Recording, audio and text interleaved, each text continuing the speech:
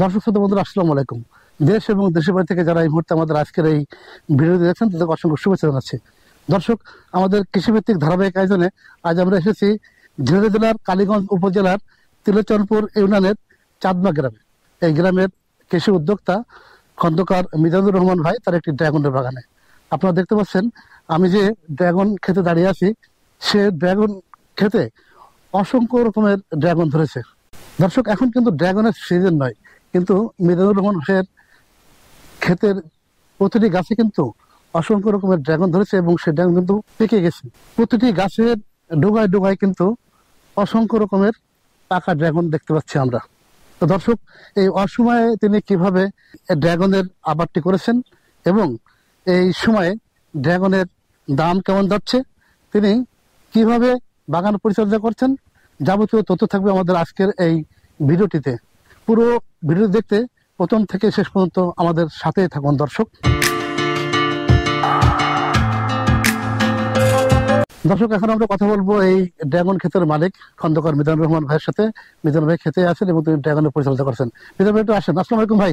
ওয়ালাইকুম আসসালাম। কেমন আছেন ভাই? কেমন আছেন? এই যে ভাই আছি, ঘুরতে ঘুরতে তো আপনার ড্রাগন বাগানে আবার চলে আসলাম এবং এসে তো অভিভূত হয়েছি যে আসলে আপনার ক্ষেতের প্রতিটি গাছে অসংখ্য রকমের ড্রাগন দেখতে পাচ্ছি এবং সেগুলো সবই পিঙ্ক কালার ধারণ করেছে, অর্থাৎ পেকে গেছে সব। দর্শক, আপনারা মিজান ভাইকে অনেকেই চেনেন, তারপরেও দর্শক উদ্দেশ্যে মিজান ভাই আপনার পরিচয় দেবেন। আমি খন্দকার মোহাম্মদ মিজানুর রহমান, চাঁদবা গ্রাম 6 নম্বর তিলোচাঁদপুর ইউনিয়ন, কালীগঞ্জ, ঝিনাইদহ। ধন্যবাদ ভাই। দর্শক, মিজান ভাই কিন্তু একজন ব্যাংকার ছিলেন, আপনারা অনেকেই জানেন। তিনি ব্যাংকের জব ছেড়ে দিয়ে তিনি কিন্তু কৃষি পেশায় নিয়োজিত হয়েছেন এবং তিনি ড্রাগন সহ বিভিন্ন ফলের আবাদ করছেন। তো আমরা একটু মিজান ভাই জেনে নেবো। সর্বপ্রথম মিজান ভাই, আপনার এখানে যখন যে ক্ষেতে আমরা দাঁড়িয়ে আছি, এই ক্ষেতটা কতটুকু এলাকা জুড়ে আছে আর কি? আমার এই লাইটিং করা ড্রাগন বাগানটা এটা 2.5 বিঘা জমি। আমার 2.5 বিঘা। 2 বিঘার একটু কম। আচ্ছা, তারপরে এখন আপনার বাগান দেখছি অনেক ফল দেখছি। জি জি। এই সময় তো আসলে ড্রাগন ফল কারো বাগানে থাকে না, আপনার বাগানে ড্রাগন ফল দেখছি, এর ব্যাপারটা কাহিনী কি? এটা মূলত লাইটিং এর ফল। লাইটিং এখন যেহেতু সিজন চলে এসেছে, এই জন্য লাইটটা খুলে রেখেছে, এই জন্য এর স্ট্রাকচার আছে দেখা যাচ্ছে, কিন্তু লাইট খোলা হয়ে গেছে, লাইট কেবলস সবই খোলা হয়েছে। আর এই লাইটেরই ফল এইগুলা, এবং এরপরে যেগুলো আসতেছে এগুলো অবশ্য লাইটের, এই যে এইগুলাও লাইটের। এরপরে যেগুলো আসবে সেটা ন্যাচারাল আসবে। এবং আজকেই ফল আরো হারভেস্ট করেছি, তা না হলে ফল আরো দেখতে পারতেন অনেক। মানে বাগানে যা দেখতেছেন 40% অলরেডি হারভেস্ট আজকেই করেছে। আজকে মে মাসের 3 তারিখ। এই সময়ে কোনো ড্রাগন খেতে কিন্তু ড্রাগন থাকে না, কিন্তু আপনার বাগানে ড্রাগন রয়েছে। তার নেপথ্য কাহিনী হচ্ছে যে আপনার এটা লাইটিং করা ফল, অর্থাৎ শীতকালে লাইটিং পদ্ধতির মাধ্যমে যে ফলটা আসছিল সেটার ফলটা এখন বড় হয়েছে আর কি। দর্শক, আপনারা বুঝতে পারলেন যে আসলে মিজান ভাই শীতকালে লাইটিং পদ্ধতির মাধ্যমে ড্রাগন চাষ করেছিলেন। সেই ড্রাগন চাষের অংশ হিসেবে শীতের শেষ সময় যে ফুলটা আসছিল সেই ফুল থেকে ফলটা আসছে আর কি। এই জন্য তার বাগানে কিন্তু এখন ড্রাগনে পরিপূর্ণতা আমরা দেখতে পাচ্ছি। মিজান ভাই একটু বলবেন যে আসলে এখন তো অফ সিজন, ড্রাগনের সিজন নয় এবং বাজারে খুব একটা ড্রাগন দেখতে পাওয়া যায় না। যারা লাইটিং পদ্ধতির মাধ্যমে চাষাবাদ করেছেন তাদের ক্ষেত্রে কেবল এই ধরনের ফল আছে। তো এখন অফ সিজনে এই ফলের দাম কেমন পাচ্ছেন? অফ সিজনে এখন আসলে এবার আমাদের বিশেষ করে ঝিনাইদহ জেলাতে বেশ কিছু চাষি লাইটিং পদ্ধতিতে ড্রাগন চাষ করেছে। যাদের বেশি আসেনি, এই শেষ সিজনের দিকে তাদের ফলনটা মোটামুটি ভালো হয়েছে। এজন্য ড্রাগন আমি যখন প্রথম লাইটিং করি ডিসেম্বর জানুয়ারি মাসে, ওই সময় আমার 600 টাকা পর্যন্ত কেজি বিক্রি করেছি। কিন্তু ওই তুলনায় এখন দাম কম, তারপরও ভালো আলহামদুলিল্লাহ। আমি এই চালানে 400 টাকা থেকে শুরু করছি, এখন 330-35 টাকা বিক্রি হচ্ছে। আচ্ছা, এই যে লাইটিং করা বাগানটা কত বললেন যেন? 2.5 বিঘা। 2.5 বিঘা, 33% 2.5 বিঘা জমিতে আপনি লাইটিং করছিলেন। তাতে আপনার কেমন খরচ আসছিল? আমার এভরিথিং যদি আমি খরচ ধরি তাহলে 4 লক্ষ টাকা মতো খরচ এসেছে। 4 লক্ষ টাকা আসছে আপনার এই যে 2.5 বিঘা জমিতে। চাষি ভাইদের উদ্দেশ্যে একটু জানাবেন, সেটা হচ্ছে যে এই লাইটিং পদ্ধতির মাধ্যমে চাষাবাদ করে সেই টাকা ওই বছরে কি, অর্থাৎ চলতি বছরে কি ওঠানো সম্ভব? হ্যাঁ, অবশ্যই উঠানো সম্ভব, কারণ লাইটিং, কেবলস, লাইট, তারপরে মিস্ত্রি খরচ এবং সার, কীটনাশক, ইলেকট্রিসিটি বিল, আমি এভরিথিং সব ধরেছি। আচ্ছা, কিন্তু এটা অ্যাসেট হিসেবে আপনার কেবলস এবং লাইট তো থেকে যাবে। 4 লাখের ভিতরে আপনার প্রায় 2.5 লক্ষ 2 লাখ প্লাস আপনার থেকেই যাবে জিনিস। আর বাকি মনে করেন 2.25 লাখ টাকা মতো খরচ হলো। আর একটু বলবেন যে চাষ পদ্ধতি কি আছে, আপনি কি স্পেশাল কোনো চাষ পদ্ধতি না, করে থাকেন কিনা? স্পেশাল কোনো চাষ পদ্ধতি না, অ্যাজ ইউজুয়াল চাষই করি, তবে জৈব সারটা আমি বেশি ইউজ করি। আচ্ছা, আর আপনার বাগান দেখছি যে প্রতিটি গাছেই কিন্তু ফল পেকে রয়েছে, ফল কি হারভেস্ট করছেন না নাকি? না, ওই যে বললাম একটু আগেই যে আজকে অলরেডি 40% হারভেস্ট করেছি। আচ্ছা আচ্ছা, সকালে আসলে আরো অনেক ভরপুর দেখতে পারতেন। আচ্ছা, এই সাধারণত ফলগুলো কোথায় আমাদের লোকাল বাজারে বিক্রি করেন না বাইরে দেন? এটা এখন বর্তমানে আমাদের যে পাশে কোটচাঁদপুরে এখন অনেক বড় বাজার হয়ে গেছে, সারা বাংলাদেশ থেকে ব্যাপারী আসে এখানে, এবং কিছু ব্যাপারী বাগান থেকে আসে। আমি দুই ভাবে বিক্রি করেছি আজকে, কিছু কোটচাঁদপুর দিয়েছি আর কিছু বাগান থেকেই নিয়ে গেছে ব্যাপারী এসে। আচ্ছা, এখন ড্রাগন চাষ কিন্তু আগে মানুষ যেভাবে ঝুঁকছিল, আস্তে আস্তে কিন্তু সেটা অনেক কমে গেছে। গত বছর কিন্তু ড্রাগনের দাম ভালো মানুষ পায়নি, যার কারণে ড্রাগন থেকে অনেক চাষি মুখ ফিরিয়ে নিয়েছেন। লাইটিং করে ড্রাগনে কি লাভ করা সম্ভব কিনা? হ্যাঁ, অবশ্যই সম্ভব, সেটা যদি একটু বলতেন। মাফিক যদি করা হয়, এটা সেপ্টেম্বর মাসের ভিতরে করতে পারলে ভালো হয়, যখন দিনের দৈর্ঘ্যটা কমে আসে, রাতের দৈর্ঘ্য বেড়ে যায়, ওই সময় করতে পারলে আশানুরূপ ফল পাওয়া যায়, এবং যদি ট্রিটমেন্টটা সঠিকভাবে করা হয়।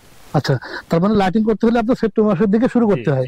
আচ্ছা, এই লাইটিংটা মানে সিস্টেমটা কি, আপনি কখন মানে লাইটটা চালু করতে হয়, কখন বন্ধ করতে হয়, যদি একটু আমাদের দর্শকদের বলতেন। এটা আমরা আসলে, দিন তো চলমান থাকে, সবসময় এক রকমের থাকে না। আপনার সেপ্টেম্বর, অক্টোবর, নভেম্বর দিন আস্তে আস্তে দিনের দৈর্ঘ্য কমতে থাকে। যখন দিনের দৈর্ঘ্য কমতে থাকে, আমরা প্রথমে 6টা থেকে শুরু করি, তারপরে 6টা, 5টা 50, 5টা 45, 5টা 30, এবং ডিসেম্বর মাসের দিকে 22শে ডিসেম্বর পর্যন্ত আমরা 5:30 বা 5টা 15-20 পর্যন্ত আমরা নিয়ে আসি। এরপরে আবার উঠতে থাকে। আচ্ছা, যে আবার দিনের দৈর্ঘ্য বেড়ে যায়, আবার ওদিকে আমরাও এদিকে কমাই দিই, বাড়াই দিই। আবার রাতেও আমরা প্রথম 8:30 থেকে শুরু করি, তারপরে আস্তে আস্তে আমরা 9টা পর্যন্ত ওদিকে এক্সটেনশন করি। আবার ভোর রাতের দিকেও আমরা 4টের পর থেকে আবার লাইট, অর্থাৎ সূর্যের আলো নিভে যাওয়ার সঙ্গে সঙ্গে লাইটটা দেওয়া হয়, এবং সেটা 8টা-9টা পর্যন্ত চালু থাকে। এখন বিষয় হলো যে ভিডিও যেহেতু অনেক বড় হচ্ছে, বেশি বড় হলে মানুষ দেখবে না, আপনি ডেসক্রিপশনে নাম্বার দিয়ে দেন, এই বিষয়ে যারা আগ্রহী লাইটিং করতে, আমার মনে হয় ইন্ডিভিজুয়াল বলাটাই বেটার হবে। দর্শক, লাইটিং সম্পর্কে যদি কোনো প্রশ্ন থাকে বা জানার আগ্রহ থাকে, আমরা আমাদের ভিডিও ডেসক্রিপশন বক্সে মিজান ভাই নাম্বার দিয়ে দেবো, আপনি তার সাথে সরাসরি কথা বলতে পারবেন।